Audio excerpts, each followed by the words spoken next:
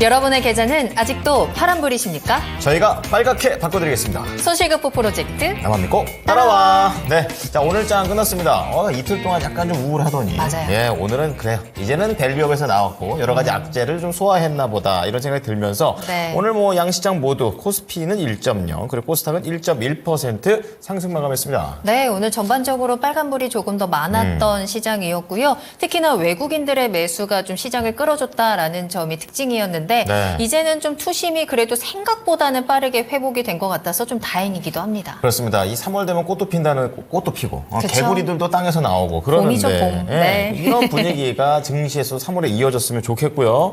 그렇다고 우리가 또 완전히 또 긴장을 늦출 수가 없어요. 또 PC라는 것도 있고 거기다 GDP도 또 나올 거고 이렇기 때문에 뭐 금리 인하와 관련해서 계속 보셔야 됩니다. 네, 예. 좋을 때 좋더라도 돌다리도 한 번 더 두들겨 봐야 되고요. 그렇죠. 아무리 어려워도 그 속에서도 꽃은 분명히 피니까요. 네. 오늘도 저희와 함께 준비 탄탄히 해보시면 되겠습니다. 네. 자, 그럼 오늘 함께 해주실 두 분 소개해드리겠습니다. 토마토 투자클럽의 최병훈 전문가님, 김형일 전문가님 함께 할게요. 안녕하십니까? 안녕하십니까? 반갑습니다. 반갑습니다. 자, 두 분과 함께 오늘도 종목 진단 2시간 꽉 채워서 달려볼 거고요. 네. 추천 종목도 기다리고 계시고 궁금하신 내용들 지금 바로 남겨주시면 실시간으로 종목 진단 도와드리겠습니다. 네. 지금 바로 토마토 증권통 유튜브 채팅창 들어오시고요. 종목명, 매수가, 비중 남겨주시고 전화 상담 가능합니다. 02325-8200번, 325-8200번 이용하시기 바랍니다. 네, 오늘 좀 분위기가 좀 바뀌면서 종목이 또 어떻게 내 종목 갈 것인가 볼 텐데요. 그 전에 이슈부터 좀 다뤄보도록 하겠습니다. 네.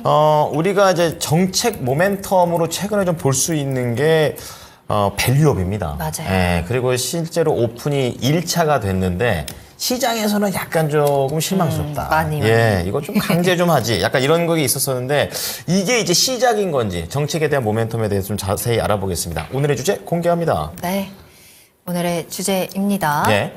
밸류업 프로그램 이제 시작일 뿐인가입니다. 말씀하신 것처럼 월요일에 정책 발표하고 실망감에 좀 주가가 많이 출렁였는데요. 네. 근데 아직 끝날 때까지는 끝난 게 아닌 것 같다라는 생각이 드는 게 오늘 다시 한번 시장에서 좀 관심이 들어가는 모습이었거든요. 네. 아무래도 좀 자발적으로 주주 환원에 나서는 기업들의 움직임도 포착이 됐고 오늘 금감원장이 거래소 퇴출이라는 발언을 한 세네요. 것에 대한 맞아요. 약간의 이제 강제성이 우리 주주들이 원하던 강제성에 대한 발언이 나오면서 그에 대한 영향도 있었던 것 같은데요. 네. 이제 구체적인 정책 발표는 5월에 나올 것이고 그만큼 아직 관심이 유효하다라는 시선도 있는데 그래서일까요? 오늘 시장에서도 뭐 관련해서 삼성생명이라든지 현대차, 기아 이런 종목들 다시 한번 좀 반등하는 모습들이 나왔습니다. 저 PBR, 우리 밸류업 관련 종목들 지금 살짝 하락했을 때 다시 담아봐도 되는 건지 그쵸. 이 모멘텀에 대해서 다시 한번 분석을 해보도록 하겠습니다. 이 저PBR 관련해서는 이 돌다리도 두들겨 보고 가라. 그 말이 딱이네요. 그래 너무 두들겨서 이제 돌이 부서지게 되는 이런 상황인데 네. 중요한 건 우리 투자자들의 저PBR 계속 가는지에 대해서 오늘 알아보는 겁니다. 자, 우리 김영일 전문가께서는 저PBR 관련된 종목들 접근하는 거 유효하다, 아니다.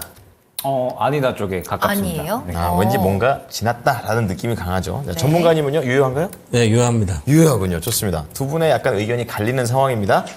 두 분의 스타일이 다른 것도 알고 계실 거죠. 네. 자, 김영일 전문가께서는 아니다, 유효하지 않다, 다른 쪽을 보자 이런 관점이신 것 같은데 자세하게 좀 그럼 들어보겠습니다. 끝난 거예요? 모멘텀이? 끝났다라기보다는 네. 그러니까 지금은 접근할 만한 타이밍이 그렇게 적절치 않다 정도로 생각을 예전만 하고 있는 못하다? 거죠. 네, 그러니까 이 저PBR이 이제 왜 유행을 했느냐. 그동안에 우리 시장은 워낙에 이제 이 코리아 디스카운트라는 명목하에 저 PBR 종목들이 정말 이제 PBR이 1배 이하인데도 불구하고 못 가는 종목들이 많았죠. 워낙에 우리 시장이 또 이제 성장성이라는 키워드에 맞춰서 움직이다 보니까 이슈가 있어야지 움직였거든요. 그러다 보니까 저 PBR 관련된 종목들이 움직이지 못했었는데 정책에 대한 이야기가 나오게 되면서 저 PBR 종목들은 무언가 이제 또 이 불이익을 주겠다. 무언가 이제 이 명시를 해놓지 않거나 혹은 이제 이 주가에 대한 움직임들이 없다라고 하면은 불이익을 주겠다라는 정책이 나오게 되면서 네. 시장에서 상당히 상승이 나왔었죠. 그러다가 이번 주 초에 약간 이제 또 뚜껑을 까고 보니까 강제성이 없더라. 강제성이 없이 그냥 명시 정도만 해놓겠다라는 이야기가 나오게 되면서 일제히 또 실망 매물이 나왔다가 그 다음에 또 오늘 나온 이야기가 결론적으로 강제성을 약간 띌 수가 있다.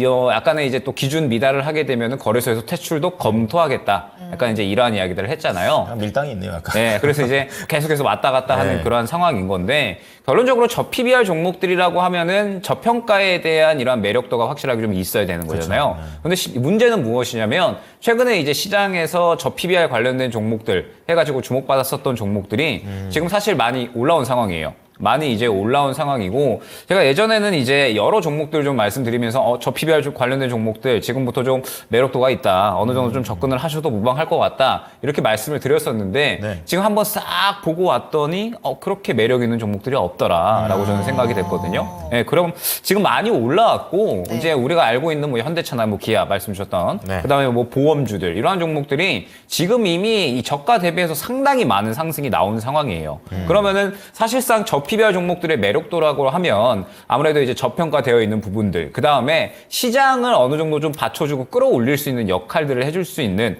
그러한 종목군들이 될 것이다라고 저는 보고 있거든요. 네. 그런데 사실 지금 시장은 제가 뭐 일전에도 한번 말씀을 드렸었지만 박스권 상단에 위치해 있어요. 박스권 상단에 위치해 있는 상황에서 이제 이 지표들이 발표가 되면서 시장이 추가적으로 더 올라갈 것인가 말 것인가 이 부분에 대한 방향성이 이제부터 연휴 지나고 나서 나뉘게 될 거거든요. 그런데 이러한 상황에서 지금 현재 PBR 관련된 종목들이 추가적으로 정책에 대한 이야기가 나왔는데 네. 아직까지 뭐 확정적인 부분 뭐 검토하겠다라고 이야기가 나온 거지 뭐 이 부분에 대해서 확정적인 이야기가 아니잖아요. 그러면서 최근에 이 관련된 종목들이 너무나도 많이 고점 부분에 있는 그러한 상황이기 때문에 저는 매력도가 그렇게 크지는 않다라고 생각을 했습니다. 생각을 해보면 이제 이 성공적인 사례가 이제 일본과 그 다음에 우리나라를 좀 아까 이제 빗대어서 이야기를 하곤 하잖아요. 맞아요. 그런데 우리나라 같은 경우에는 조금 이제 성격이 저는 많이 다르다라고 생각을 하고 있거든요. 어떤 게요? 올해 들어서 1월달, 2월달에서 사실 강력하게 움직이는 종목들은 완전하게 성장 키워드에 맞는 종목들에 거의 수급이 쏠려 있습니다. 오늘 같은 경우에도 그렇고 어제 같은 경우에도 그렇고 어제 같은 경우는 시장이 오히려 상당히 급락을 하는데 HBM이라는 이슈가 나오면서 반도체 관련된 종목들이 굉장히 크게 상승이 나왔었잖아요. 네. 우리나라 같은 경우에는 이 아무래도 이제 매매 특성상 이슈되는 종목들이 굉장히 강력하게 움직입니다. 그러면서 특히나 또 올해 같은 경우에 성장 키워드에 맞는 종목들이 또 굉장히 강력하게 움직였기 때문에 과연 이 성장 키워드에 맞는 종목들 대비해서 얼마나 매력도가 있을까? 저라면은 이 PBR 관련된 종목들은 시장을 받쳐주는 쪽에 조금 더 이제 매력도를 느낄 것 같은데 종목을 매수를 해야 된다라고 하면은 오히려 시장에서 주목을 받고 그러면서 확실하게 성장 매력도가 있는 종목들에 저는 접근을 할 것 같거든요. 네. 그래서 오늘 한번 종목들을 싹 돌려봤더니 여전히 이제 저가에서 성장 매력도가 있는 종목들은 접근할 만한 게 많았습니다. 그런데 뭐 보험주라든지 뭐 아니면은 뭐 최근에 현대차 기회라는 종목들은 네. 거의 다 신고가, 단기 신고가를 형성을 하고 있는 구간이라 단기적으로는. 지금 현재 상태에서 그렇게 매력도가 있지는 않다라고 저는 생각을 했거든요. 네. 그래서 접근을 하려면 선별적인 접근을 해야 되고 선별적인 접근을 해도 그렇게 살 종목이 저는 지금은 많이 보이지 않기 때문에 그래서 지금은 오히려 우리가 이 확실하게 시장에서 좀 매력도를 느낄 수 있는 성장주 쪽에 저는 더 초점을 맞춰야 된다 정도로 말씀드릴 수 있을 것 같습니다.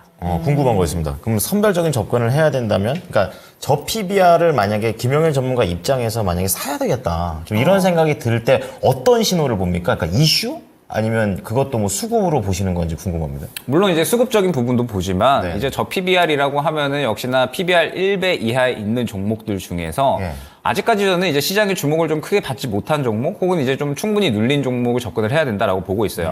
PBR 종목들이 결국에는 이제 이 저평가에 대한 매력도로 인해서 올라가는 건데 최근에 너무 많이 올라갔다라고 하면 저는 그 부분에 대해서 매력도가 좀 살짝 떨어지지 않을까. 그래서 최근에 뭐 롯데지주 같은 이러한 종목들 보면 이제 많이 올라갔다가 떨어졌는데 여전히 또 PBR 수준에서는 굉장히 또 이제 저점에서 형성이 되어 있거든요. 그래서 저는 PBR 관련된 종목들을 보시려면 너무 많이 올라온 종목보다는 아무래도 이제 좀 이 저점에서 다시 한번 출발할 수 있는 종목들을 좀 접근을 하시는 게 좋지 않을까. 왜냐하면 PBR 관련된 종목들은 이번 한 차례 훈풍이 지나가면 네. 사실 워낙에 움직임이 느린 종목들이에요. 워낙에 갖고 계셨던 분들은 또 알고 계실 겁니다. 네, 맞아요. 워낙에 움직임이 느린 종목들이다 보니까 한 차례 또 훈풍 지나가면 또 시장에서 한동안 잠잠할 확률이 저는 크다라고 생각을 하고 있거든요. 그렇기 때문에 접근을 하실 거면 확실하게 아직까지 출발하지 않으면서 저점에 대한 매력도 확실하게 있는 종목으로 저는 접근을 하셔야 되지 않을까 생각이 됩니다. 네, 자, 매매 강점을 보이는 우리 김영일 전문가께서는 이 저피비율과 관련해서는 굳이 고른다면 이제 저점에서 공략한다 정도로 말씀을 해주셨고, 네. 아직의 매력 포인트는 지금은 아니다라고 얘기를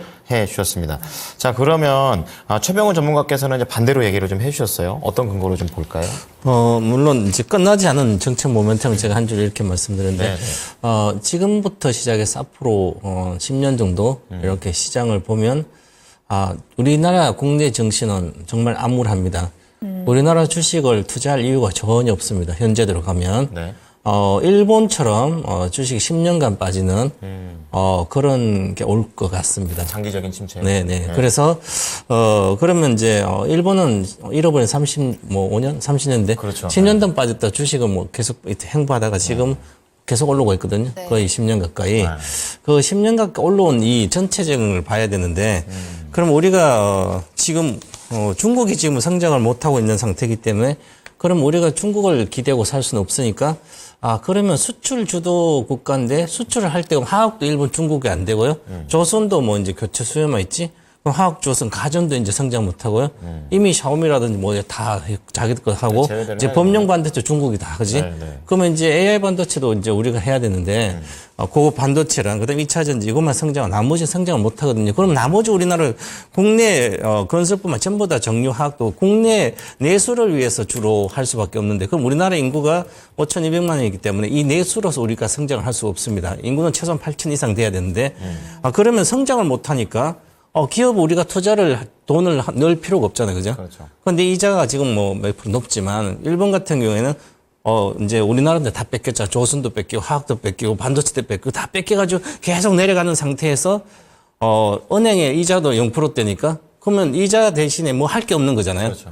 그래서 이제 아베 정권에서 돈을 한 50조를 가까이 풀어서 2013년부터 풀어가지고 그래도 주식을 갖고 있으면 배당을 많이 받아서 먹고 살아라. 그래서 원래 일본의 주식 투자 인구가 우리보다 3분의 1밖에 안 됐었거든.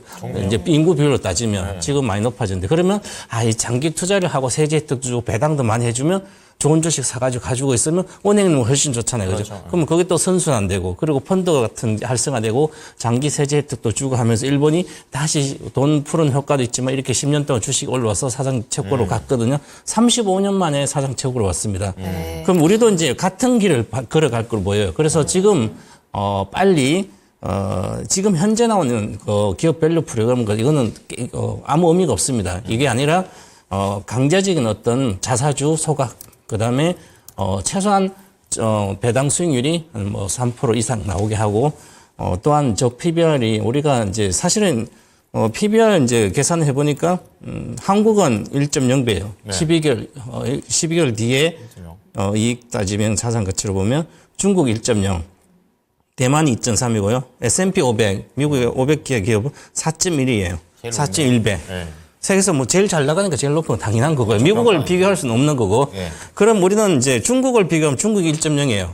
그러면 중국과 우리가 같은 길을 갖고 있거든요. 네. 대만은 2.0, TSMC가 대만에 뭐 3분의 1 차지하니까 거기는 잘 나가고 있으니까 2.0, 우리보다 2개 높고 당연한 거죠. 그럼 우리가 높아야 될 이유가 없는 거죠. 그러면 뭔가 정책을 써서 돈을 많이 풀어서 이제 이 지금 싼 주식을 많이 사놔야 되거든요. 배당을 받는 목적. 네. 사놓기만 해도 시세에 상관없이. 네. 그러면서 세제 혜택까지 준다면 좋은데. 그래서 삼성생명이 지금 거의 더블 왔습니다. 6만에서 10만 2천, 오늘 11% 올랐으니까 10만 2,900원이거든요.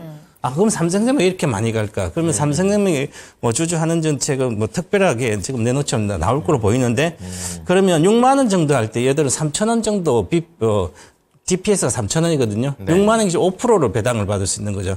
그래서 이 주식도 17년도 이후에 지금 아직도 회복이 안 됐는데 17년도 그 전에 10만 원대 계속 있었어요.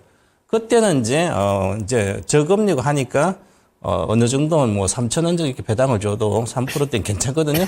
뭐 월세 받는 거나 월세가 3, 4%였으니까 지금은 밑에는 6만 원이니까 한 5% 되니까 괜찮은 겁니다. 그런데 지금은 이게 BPS가 2만 1,000원 정도, 21만 정도 되니까 이게 11만이면 지금 0.5배까지 왔어요. 아직도 저평가돼 있는 거죠, 자산 가치로. 그래서 지금은 이제 3,000원 배당 주면 3%밖에 안 돼 메리트 없지만 확대책을 쓰면 좋고, 그래서 이렇게 주가가 반응하고 있거든요. 실적도 괜찮고. 그래서 우리도 안정적인 실적을 내는 기업들은 좀 어떤 기업 밸류 프로그램을 확실하게 좀 강제성을 떼고 5월달 나올 거는 좀 구체적인 대책이 나와서 만약에 한 5년, 10년을 갖고 있으면 세제 혜택 준다. 맨날 보험사 키울 때 뭐 10년 비과세, 7년 비과세 이런 걸 줬거든요. 그런 걸 하면서 이제 투자자들이 좋은 주식을 사놓으면 다른 거 먹고 살 게 없더라도 요 배당을 받아서라도 기본 생활을 할 수 있도록 하는 게 가장 좋은 장기 정책이지 않을까 이렇게 보여집니다. 그러면 이 저 PBR 관련주를 지금 단기적으로 좀 정책에 대한 테마주로 접근을 해야 되는 건지 아니면 장기적으로 이제 주주 환원 정책이나 아니면 배당에 대한 부분을 보고 접근을 해야 되는 건지 궁금합니다. 우리가 지금 현재 기준으로 보면 배당 수익이 크지 않아요.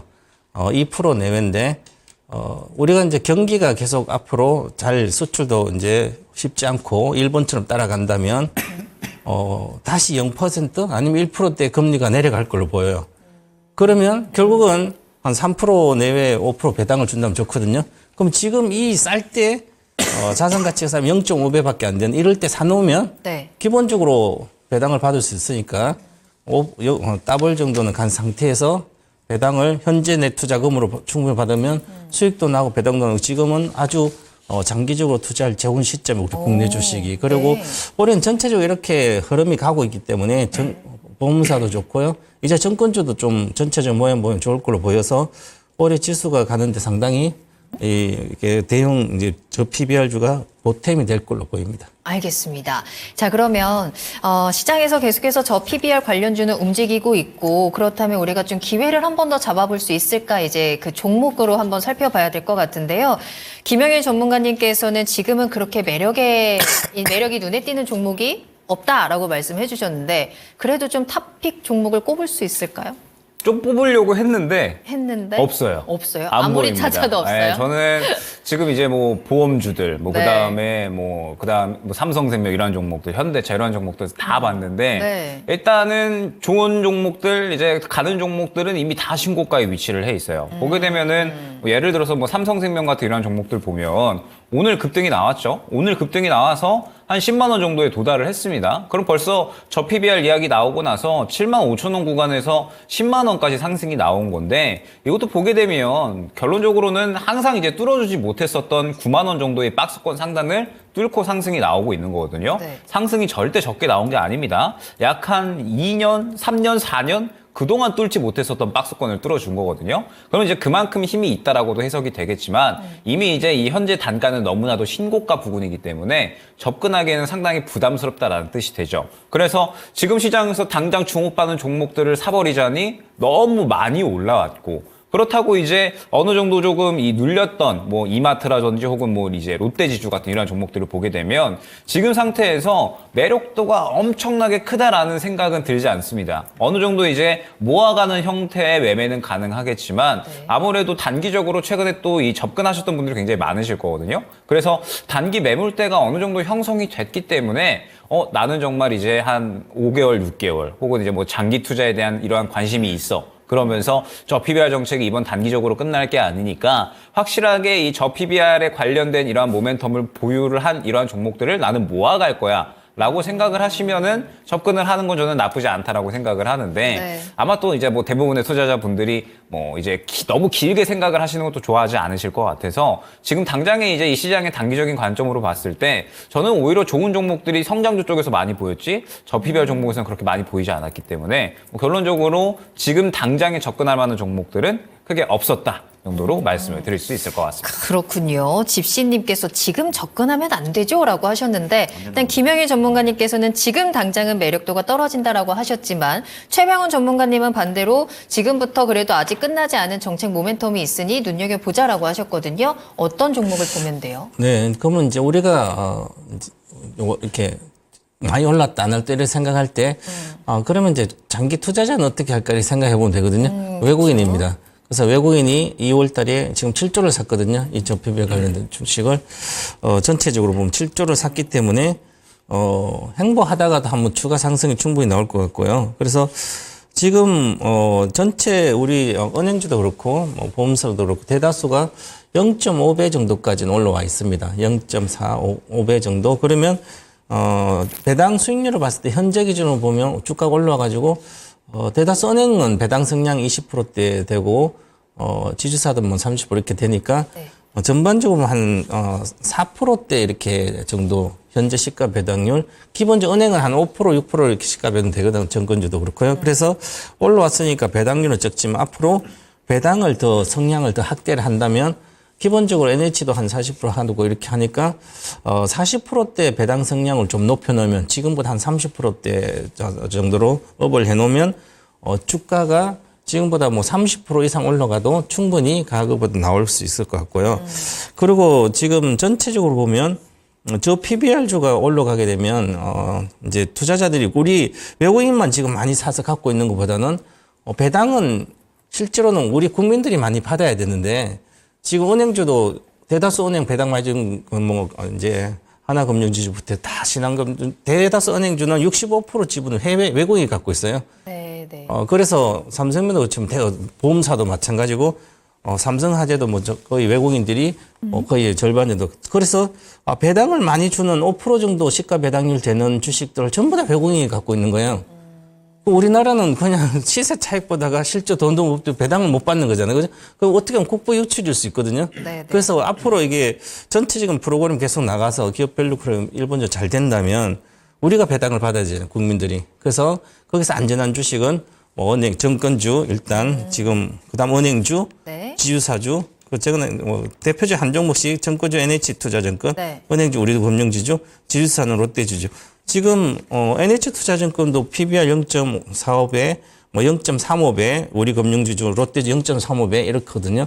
그리고 자사주를 많이 갖고 있는 롯데지주는 30%대 자사주 갖고 있기 때문에 자사주 소각한다면 큰 수혜를 볼 수 있고 관련된 자회사들도 실적이 좋아지니까 이쪽은 오늘 올라간 주식도 대다수 이렇게 생명회사, 은행주, 정권주 네. 뭐 이렇게 올라갔거든요. 네네. 그래서 이런 주식들은 올해 업황도 괜찮고 그래서 지금 사놓고 먹으면 팔아먹지 말고 배당 받고 좀 사는 그 정도는 배분을 해놔야 되지 않을까 그렇게 보여집니다. 네, 알겠습니다. 자, 오늘은 밸류업 프로그램, 이 저 PBR 관련주에 대한 투자 전략에 대해서 두 분의 의견을 들어봤는데요. 김영일 전문가님께서는 지금은 단기적인 급등으로 인해서 너무 고점에 있다라는 부분, 따라서 당장 접근할 만한 포인트는 좀 매력이 적다라는 점, 성장주 쪽으로 조금 더 비중을 실어주셨고요. 최병훈 전문가님께서는 장기 투자 관점에서 뭐 실적이라든지 여전히 밸류적으로도 매력도가 있는 종목들 선별적으로 가능하다라는 부분들, NH투자증권, 우리금융지주, 롯데지주에 대해서 탑픽 종목 꼽아주셨으니까요. 잘 참고해 보시기 바랍니다.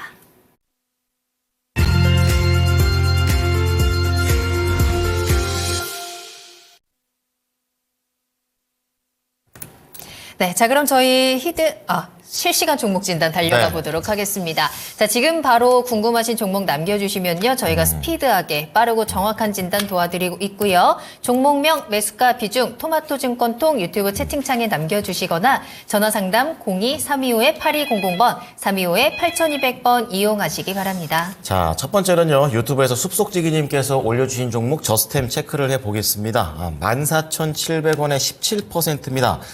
최근에 어제 아주 뜨거웠었고, 오늘은, 음봉으로 또 거래를 마쳤습니다. 장중에 2만 원 넘기기도 하는 그런 모습이었었는데요. 네.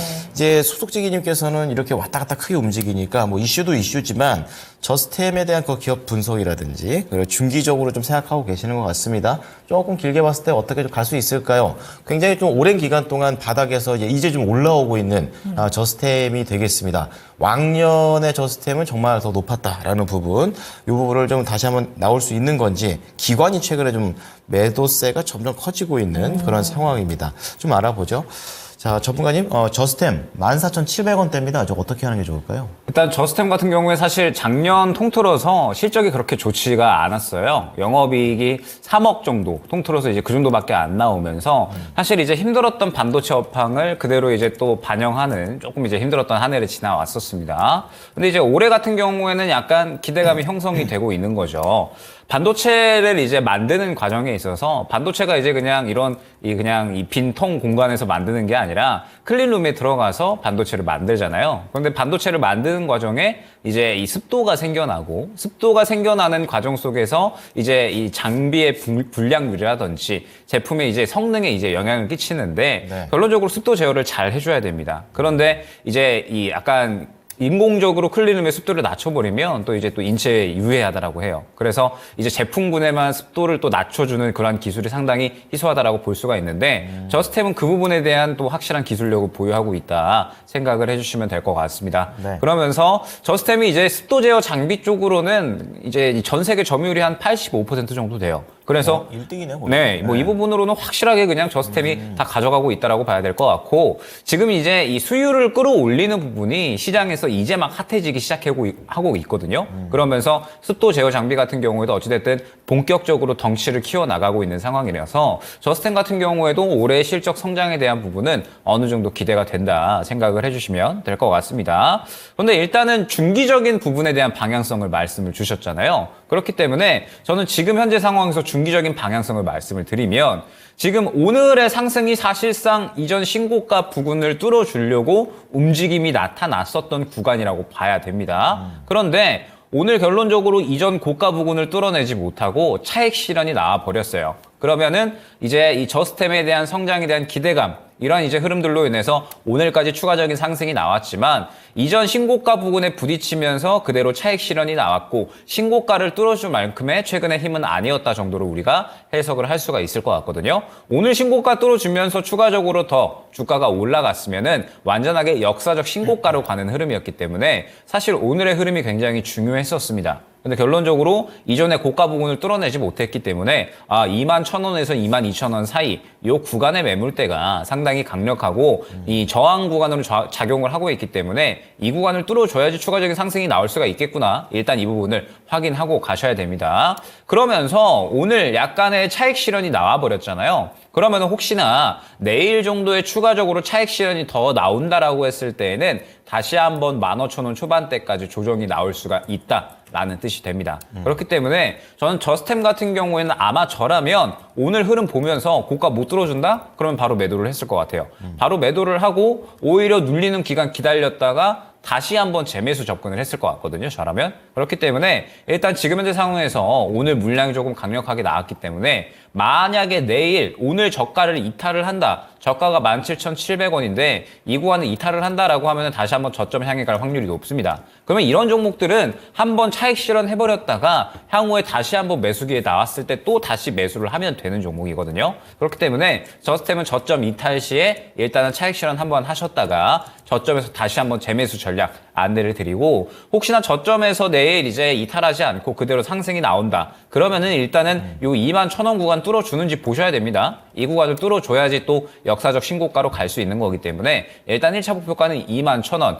뚫어주면은 이제 뭐 23,000원, 25,000원으로 분할 매도 진행해 주시면 좋을 것 같고 만약에 못 뚫어주면 그대로 차익 실현 진행해 주시면 될 것 같습니다. 네, 자 저스템 같은 경우에는 차익 실현으로 재매수 전략도 유효하다라는 그런 관점이시고요. 손절가도 중요합니다. 17,700원 이탈하는지 좀 체크해 보시고 우선은 1차적으로 목표가 21,000원 제시를 해드릴 테니까 수익으로 잘 나오셨으면 좋겠습니다. 네, 다음 종목입니다. 곽보영님께서 올려주신 GS 리테일 살펴보겠습니다.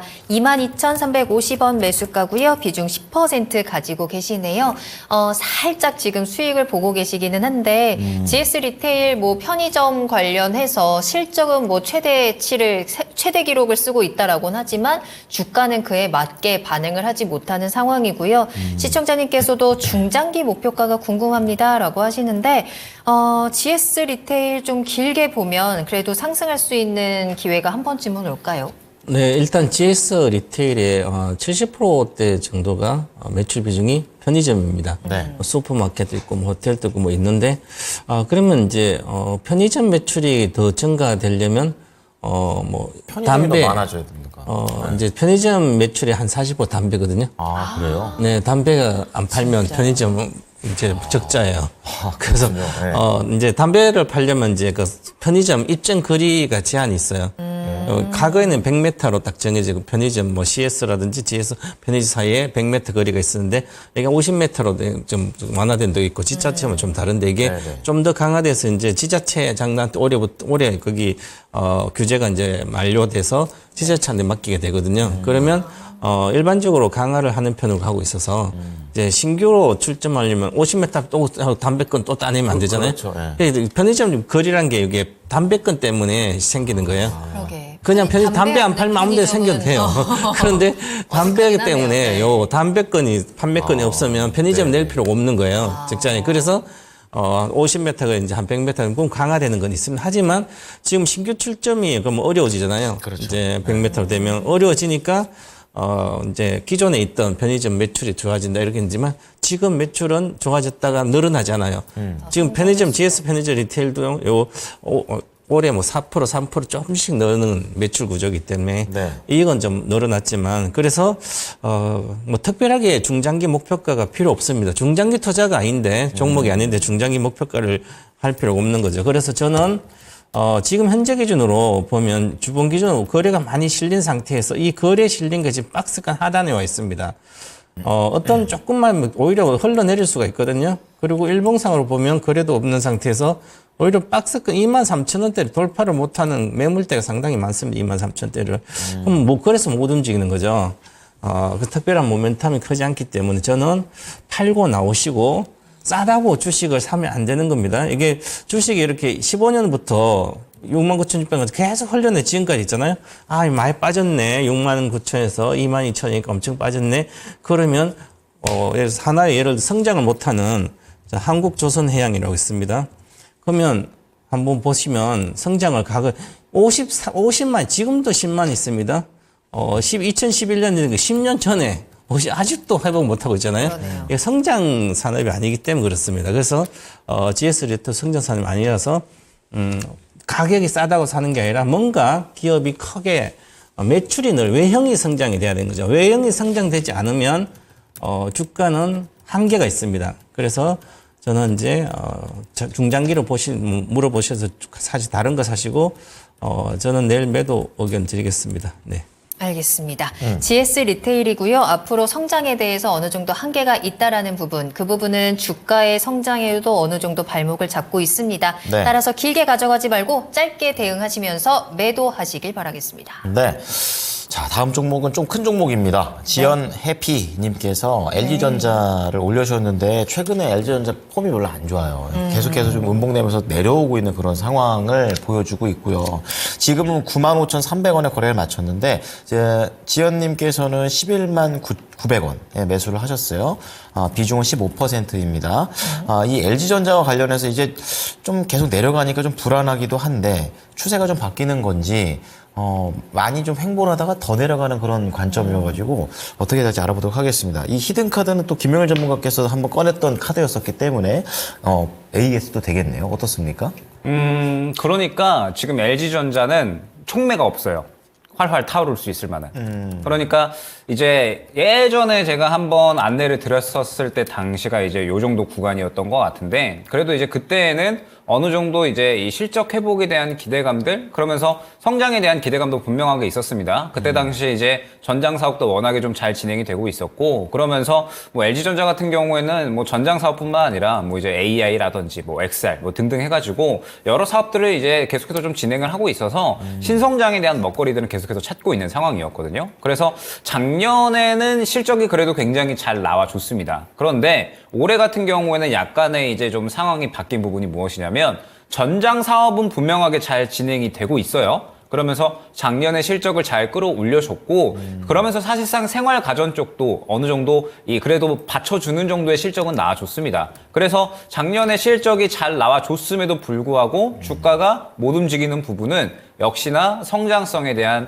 이 약간의 부족함이다라고 생각을 해주시면 될 것 같아요. 네. 결국에는 올해 주가가 끌어올려지는 부분, 지금 현재 SK 하이닉스가 계속해서 신고가를 써내려가고 HBM 관련된 종목들이 이렇게 상승이 나오는 건 결국에는 단기적인 성장에 대한 기대감이거든요. 네. 그런데 LG전자는 전장 사업, 생활가전 사업, 뭐 그다음에 뭐 XR 사업, 뭐 AI 사업 등등 여러 가지를 진행을 하고 있지만 당장에 이 엄청나게 눈에 띄는 성장성을 보여줄 만한 게 부재하다라는 거죠. 그래서 어느 정도 저점을 확실하게 지켜줄 수 있을 만한 안정적인 실적은 전장 쪽이라든지 생활 가전 쪽에서 나오고 있지만 지금 당장에 주가를 끌어올려줄 만한 촉매가 부족한 상황이기 때문에 지금 상태에서는 매력도가 많이 떨어진다라고 생각이 돼요. 그러면서 차트 잠깐 띄워주시면 예전에 안내드렸었던 구간에서는 바닥을 확실하게 좀 잡아주면서 어느 정도 수급이 들어가는 모습이 보여졌었거든요. 네. 그렇기 때문에 이제 이 수급을 기반으로 해서 다음 매물대 정도까지는 상승이 나온 건데 최근의 흐름을 보면 물량도 지금 많이 줄어들어 있는 상황이에요. 물량도 지금 많이 빠져 있고 121선이 지금 워낙에 강력한 저항선인데 이 구간을 지금 도무지 못 들어주고 있거든요. 네. 그러면 한동안은 계속해서 그냥 바닥 잡았다가 반등 나왔다가 또 바닥 잡았다가 반등 나왔다가 LG전자에서 무언가 이제 확실한 성장성을 보여주기 전까지는 계속 왔다 갔다 할 겁니다. 그래서 시청자님께서 약간의 선택이 필요해요. 어떠한 선택이 필요하냐? 말씀드렸듯이 지금 상태에서는요, 계속 이 9만 원 초반대에서 왔다 갔다 할 겁니다. 그래서 아마 질리실 거거든요. 굉장히 재미없어질 수가 있고. 네. 그래서 나는 더 이상 갖고 가기 싫다. 지금 상태에서도 너무 지루하다. 하시면 과감하게 정리하시고 다른 종목 쪽으로 교체를 하시는 것도 저는 무방하다라고 생각을 하고 있어요. 추가로 궁금한 게 하나 있는데 네네. 그러면 지금 애플 쪽에서 지금 비전프로 만들고 지금 마이크 저커버그 이 사람이 삼성하고 LG 이쪽을 좀 만나가지고 뭐 AI나 XR 이런 파트너십 같은 걸 논의한다고 하면 아까 전에 이제 그 모멘텀이 부재하다고 하셨는데 그 모멘텀이 좀 생기는 거 아니겠습니까? 진작에 상승이 나왔어야죠, 그러면. 마크 저커버그가 이제 방한한다. 그 다음에 애플 맞아요. 비전 네. 프로 이런 것들은 사실 시장에서 진작에 이야기 나왔었고 관련주들은 이미 상승이 다 나왔습니다. 네. 그런데 LG전자는 반응이 없다. 그러면 이 부분에 대해서는 그렇게 크게 반응을 하지 못하고 있는 거고 결론적으로 이제 LG전자가 그런 부분에 대해서 반응을 하려면 이제 또 뭐 제품군들이 좀 더 나아줘야 될 것 같아요. 그래야지 지금 반응을 할 수가 있다라고 생각을 하고 있기 때문에 너무 질린다 하시면은 정리하시는 것도 괜찮고 네. 나는 지금 뭐 비중이 그렇게 크게 뭐 부담되지 않고 어느 정도 기다릴 수 있어라고 하시면 몇 개월 정도의 시간을 갖고 가시면 저는 수익 보고 나올 수 있다고 생각을 하고 있어요. 그래요? 예, 약간 지금 보게 되면 121선 구간이 너무나도 좀 강력한 매물대 구간이거든요. 보게 되면 약간 10만 원 구간, 그 다음에 2차적으로 한 11만 원 구간 이렇게 좀 나눌 수가 있을 것 같은데 네. 아마 이 9만 원대 이하로는 거의 잘 빠지지는 않을 것으로 생각을 하고 있습니다. LG전자가 작년에 뭐 실적이 안 나온 게 아니기 때문에 네. 그래서 이 바닥 구간은 잘 안 깰 것 같은데 올라가는 게 힘든 거거든요. 그래서 일단은 1차 목표가 10만 원, 2차 목표가 11만 원 안내를 드리고 LG전자 같은 경우에 나는 지금 비중 크게 부담 안 되고 추가 매수도 진행을 할 수 있어 라고 하시면 현재 구간에서 바닥 쭉 잡아주면서 횡보하다가 한 차례 LG전자가 또 지금 전장 사업이라든지 뭐 말씀 주셨던 뭐 XR 사업 이러한 것들을 계속해서 진행하고 있다 보니까 그 부분에 대해서 시장이 한번 또 주목을 해준다? 그러면 한 차례 수급 들어갈 거거든요. 네. 그때 추가 매수 타이밍이 올 거고 아마 11만 원까지는 재상승이 가능할 것으로 생각이 돼요. 근데 그 시간이 아마 상당히 길게 걸릴 거예요. 최소 몇 개월. 그래서 난 그 정도 기다릴 수 있고 추가 매수도 할 수 있고 비중도 부담 안 돼. 그러시면은 들고 가셔도 무방하다 생각이 됩니다. 네. 자, LG전자 관련해서 팔아도 되고, 그리고 가져가셔도 되는 그런 내용인데요. 목표가는 중기, 그러니까 개인 투자자 입장에서 좀 중기로 봤을 때 10만원, 그 다음 11만원 정도 말씀을 드리고, 추가 매수도 가능하다고 하니까, 이 방금 전에 이제 제가 말씀드렸었던 그 XR, AI 이런 부분과 관련해서 움직였었을 때가 포인트다라고 또 전문가님께서 얘기를 해주셨습니다. 참고해 보셨으면 좋겠습니다. 네, 또 이 LG전자가 김영일 전문가님이 히든카드로서 또 목표가를 도달을 했었던 종목이거든요. 네. 잘 따라오시면 수익을 볼 수 있습니다. 한 발 늦었기 때문에 조금 아쉬운 부분이 있는데요. 맞아요. 계속해서 좀 잘 따라와 주시면 좋을 것 같고요. 또 오늘 또 채팅창에서 많은 시청자분들이 그 부분을 증명을 해주고 계십니다. 오병혜님과 집시님께서 전문가님이 또 아침에 추천해 주신 종목들이 빨간불로 잘 가고 있다고 감사합니다라는 축하합니다. 인사도 네. 함께 전해주셨는데요. 자, 저희만 믿고 따라오시길 바라겠습니다. 자, 그럼 다음 종목도 여러분들 한번 같이 가볼까요? 이번에는요, 우리 성일하이텍 한번 살펴보도록 하겠습니다. 네. 봄님께서 매수문의 남겨주셨는데요. 성일하이텍 오늘 상승세 좋았습니다. 8% 넘게 올라왔고 98,900원에 거래를 마쳤어요. 성일하이텍이 계속해서 많이 하락을 하다가 최근에 좀 바닥을 그래도 잡고 상승에 대한 시그널이 좀 나오는가 하는 기대감이 생깁니다. 오늘 또 워낙에 큰 장대 양봉을 보여줬거든요. 시청자님께서도 이런 포인트와 함께 성일하이텍에 대한 매수 타이밍 보고 계시는데요. 6개월에서 1년 정도 투자 기간을 생각하고 계신다고 하는데 매수가와 목표가 궁금합니다 하시네요. 성일하이텍 언제 매수하면 좋을까요?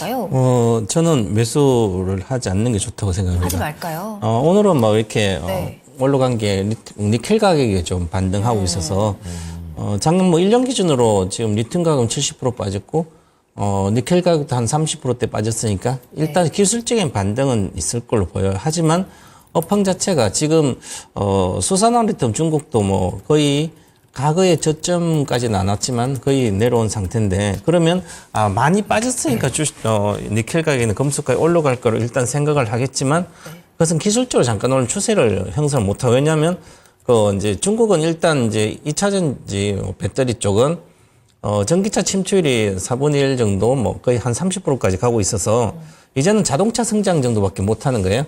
그래서 물론 이제 그래서 전체적으로 수산화 리튬은 가인 공급이 되고 있는 상태고요. 물론 강산을 리튬 이런 강산도 이렇게 감산한다 하더라도 산업 자체가 워낙 성장을 못하는 상태고 워낙 그동안 많은 가동을 해서 공급 가인이 심각한 상태이기 때문에 이 감산을 하고 하더라도 다시 정상화되는데 시간이 많이 걸립니다. 그럼 정상 과거에는 이제 배터리 침투율이 급격히 늘어났는데 지금 그렇게 늘지 않기 때문에 감산을 하고 여러 가지 많이 내렸더라도 다시 좋아지는 건 시간이 상당히 오래 걸릴 거로 보여요. 그래서 지금 모멘텀은 이제 폐배터리부터 2차전지 쪽 뭐 양계 전부 다 일단 기술적으로는 잠깐 뭐 반등할 수 있지만 추세적으로 나오지 않거든요. 그리고 올해도 적자고 흑자 전환이 뭐 하반기 예상된다 하지만 상공장 가동 때문에 그리고 폐배터리에서 이제 금속을 이제 이제 골라내는 건데 지금 그 폐배터리 시장이 그렇게 아직 활성화돼 있지 않습니다.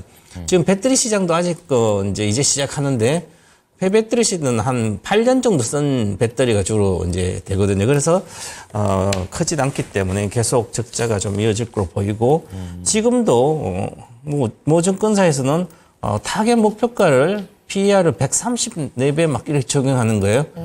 이게 주가를 보고 적용하는 거죠. 어떻게 100배를 적용한다는 것은 뭐 정말 고성장이 확실히 보장돼 있고 시장이 급성장한다 모르지만 그러지 않고는 너무 과도하게 반영한 거다. 지금은 영업이익 기준으로 보더라도 한 30배 정도, 50배 정도 보면 적당하다. 그러면 지금은 이 주식은 오히려 빠져야 됩니다. 그래서 1분기도 적자고 2분기도 적자고 그리고 내년에 정말 상공이 다 가동돼 좋다 하더라도 영업이익이 한 300억 정도도 안 나오는 회사예요. 200억대. 그러면 200억대 나오면 지금 시가치 1조 2천억인데 지금도 60배, 50배 되거든요. 올라갈 이유는 크게 없습니다. 그래서 테마적으로 움직이지. 그래서 보시면 차트도 보면 여기 매물대가 여기 12만 원대부터 엄청 많습니다. 매물대가. 이 많은 이 매물을 과연 요 매물 이렇게 거래가 실렸잖아요. 이 거래 실력은 누군가 이거를 이만큼 이상을 사람들이 사줘야만 이 주식을 뚫고 가는 건데 그러면 기술적으로 지금 10만 원 근처에서 12만 목표가 12만 5천인데요. 6개월 정도 그러면 20%밖에 안 되는 거예요. 20% 내외. 그럼 크게 의미가 없는 거죠. 그래서 지금은 굳이 관심을 가지지 않는 게 좋다. 단기 목표가 11만 5천 원, 뭐 12만 5천 6개월 목표인데요. 근데 적자가 언제 좋아진다고 볼 수 없기 때문에 관심을 아예 없애는 게 낫지 않을까 이렇게 말씀드리겠습니다. 네, 성일하이텍 매수 문의 주셨는데요. 네. 오늘의 반등은 단기적인 반등일 뿐 이게 추세 전환이다라고 뒷받침하는 모멘텀은 좀 힘이 약한 것 같습니다. 그렇습니다. 네. 따라서 매수에 대해서는 반대 의견 드렸으니까요. 참고해 보시기 바랍니다. 네, 다음은 좀 제가 미리 좀 차트를 좀 보고 있었는데 너무 네. 안타까운 종목입니다. 네. 야생님께서 한국 BNC라는 종목 올려주셨는데 네. 사셨던 가격이 14,000원이거든요. 14,000원. 정말 잘못 본 줄 알았어요. 앞에 1이 어디 갔지? 이런 그러게요. 걸 봤는데 4,555원. 그러니까 14,000원대를 보니까 거의 2022년까지 뒤로 갑니다. 쭉쭉쭉쭉쭉 뒤로 가고 한참 동안 그냥 저렇게 안 보신 것 같아요. 계속 바닥을 저렇게 가지 않습니까? 그래서 5%라서 그렇게 많지는 네. 않아서 그나마 좀 다행이다. 좀 이런 생각 드는데 시장 보다 보니까 내 종목 갑자기 또 오늘 또 강하게 또 움직이니까 13% 급등했거든요. 근데 그래가지고 누가 봐도 이건 바닥 아니냐. 그래가지고 추가 매수해도 될까요? 이제 이런 관점이세요. 그래가지고 이 전략이 유효한 건지 좀 추세적인 상승이 나오는 건지 알아보겠습니다. 자, 김영렬 전문가님, 한국 BNC 어떤 게 전략이 좋아요? 때가 왔죠. 왔어요? 왔죠. 정말 진짜요? 또 긴 기다림 끝에 때가 온 것 같습니다.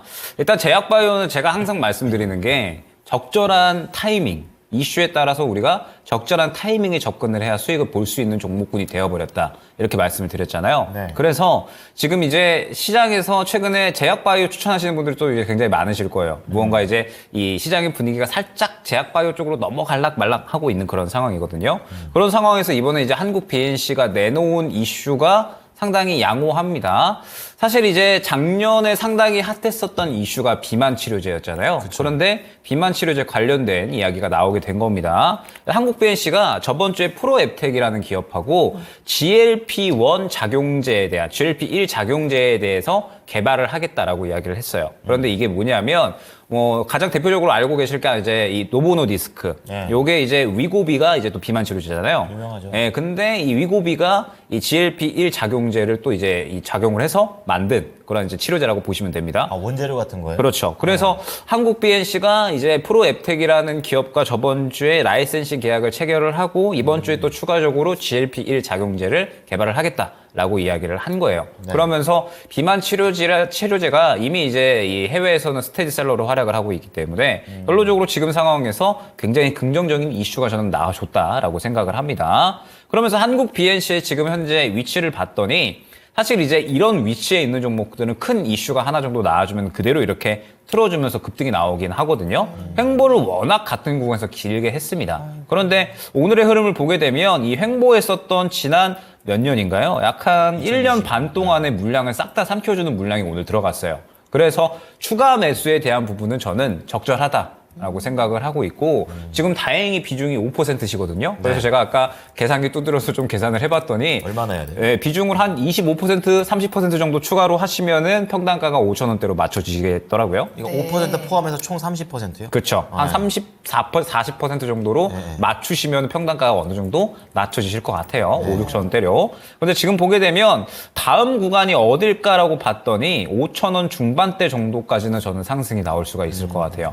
그래서 과감하게 지금은 추가 매수를 저는 하셔도 괜찮다. 현재가 이하에서 추가 매수 진행을 하셔서 평단가를 대폭 낮추신 다음에 5,000원 중후반대 정도를 1차 목표가. 그런데 너무 오래 기다리셨기 때문에 보상 심리가 다양하게 발현이 될 수가 있습니다. 수 있죠. 예. 예, 오래 기다렸기 때문에 내가 어느 정도 수익을 보고 나와야 되는 거 아니야? 라고 생각을 하실 수가 있지만 매물대 구간이 1차적으로 5,000원 중반대, 그 다음에 2차적으로는 약간 6,000원 한 초중반대 이렇게 형성이 되어 있거든요. 순차적으로 또 매물대가 형성이 되어 있는 종목이만큼 차근차근하게 챙겨 나가야 되는 종목입니다. 그래서 일단은 추가 매수 진행하셔서 5,000원 초중반대에 먼저 1차 목표가 두시고 요거 뚫어주면 또 2차 목표가를 6,000원대 보시고 이런 식으로 차근차근히 대응해 나가시는 전략 안내 드리도록 하겠습니다. 네. 다행이네요. 네, 아주 뭐 상당히 좀 적극적인 전략을 좀 얘기를 해 주셨습니다.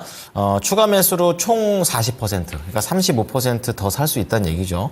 그렇게 하셔가지고 1차 목표가 5,000원대 중후반 정도 나왔을 때 잘 좀 나오시는 방향으로 생각해 보셨으면 좋겠습니다. 네. 다음 종목 이어가겠습니다. SNS텍 진단할게요. 플라워킴님의 종목이고요. 45,600원 매수가 비중 15% 담으셨습니다. 네. 보유한 지 오래됐습니다. 라고 하셨는데 45,600원이면 오늘 장중에도 잠깐 찍고 내려왔고요.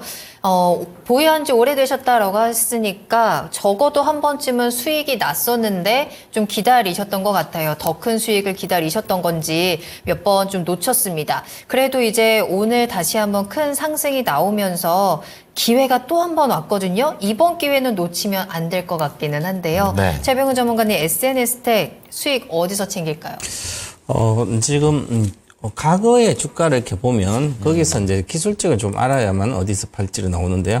아니면 이제 우리가 이제 수익이 났다가 계속 수익이 한 4만 원대에서 6만 원대 갔으니까 4만 3천 원대 사셔서 4만 5천 6만 원 갔으니까 수익이 좀 났었죠. 나다가 그럼 내려올 때 일단 본진에 매도하면 되잖아요. 그럼 손해 나야죠, 다시. 그러면 그래서 12평선은 추세로 가가 있다가 12평선을 보고 있다가 12평선이 깨지면 이익 실현을 하든지 비중을 줄였든지 하면 됩니다. 간단합니다. 그래서 그것만 지켜도 수익이 난 것은 다시 손해 나가지고 오랫동안 이렇게 버텼을 필요는 없는 거거든요.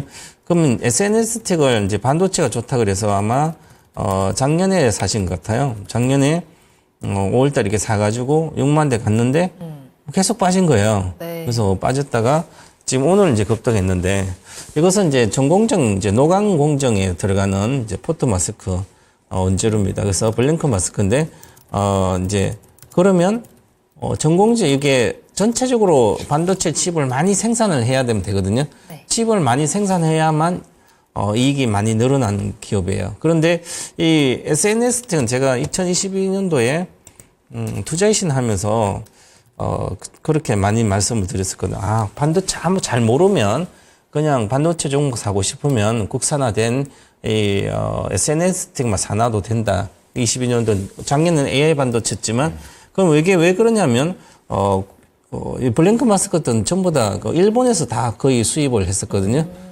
그런데 이제 2018년도 우리가 이제 일본에 이제 수출 규제를 하면서 국산화를 해서 블랭크 마스크 쪽 이것들이 이제 삼성에 이렇게 공급을 하게 됩니다. 그래서 실적이 꾸준히 좋아진 겁니다. 이게 그래서 국산화의 수에 일본이 수출 규제를 하는 게 바로 요게 수출 규제에 들어가는 품목이기 때문에 그래서 이제 기술 개발해서 성공을 해서 우리 기업 실적이 계속 삼성에 납품하는 게 실적이 좋아져서 끊임없이 지금 계속 좋아지고 있습니다. 매출액이 20%대 이상 계속 증가되고 있거든요. 올해도 23%, 내년에 54%, 이익도 30%, 60%. 그러니까 AI 반도체에 묻혀서 이제 큰 빛을 못 봤는데 네. 장기적으로 이제 성장할 때는 계속 성장하고 특히 뭐 OLED라든지 이런 쪽에도 같이 이제 성장을 하고 있어서 중국에 또 많이 들어가고 해서 이 회사는 좋다. 그러면 가지고 있으면 되는 거죠. 오늘 거래가 많이 실린 외국인이 사면서 실렸기 때문에 길게 보면 63,000도 뭐 돌파하지 않을까 그렇게 보여요. 그래서 저는 현재는 보유를 하시고 손절가를 말씀드릴 테니 22평선 손절가 드리면 거기서 생각해서 보유를 하시면 좋지 않을까. 4만 원 정도로 손절가를 보고 목표가는 일단 현재 거래가 실려서 위로 가면 기본적으로 뭐 5만 원대 갈 걸로 보여서 단기적으로 5만 1천 원 목표가 드리겠습니다. 네, 장기적으로 성장에 대한 전망을 굉장히 긍정적으로 체크해 주셔서요. 네. 보유 조금 더 하셔도 좋을 것 같습니다. 손절가 4만 원 지키시고요. 단기 목표가 5만 1,000원, 길게는 고점 돌파까지 6만 원 이상까지 가능하다라는 점 참고하시기 바랍니다. 네, 자 1부는 여기까지 보도록 하겠고요. 2부에도 계속해서 여러분의 종목 진단을 도와드리겠습니다. 네. 자 2부에서는 우리가 어떤 걸 볼 것이냐, 주성 엔지니어링을 좀 체크를 해드릴 텐데요. 네. 주성 엔지니어링 최근에 아주 폼이 좋고요. 수급적으로도 아주 긍정적인 모습이 한 3거래일째 계속 이어져 오고 있는 그런 상황입니다. 자, 그렇기 때문에 얼마나 또 수익을 볼 수 있을지, 그리고 이러한 흐름들이 계속되는지 잠시 후에 2부 때 알아보겠습니다. 네, 자 그럼 저희는 잠시 후에 돌아오겠습니다. 계속해서 나만 믿고 따라와.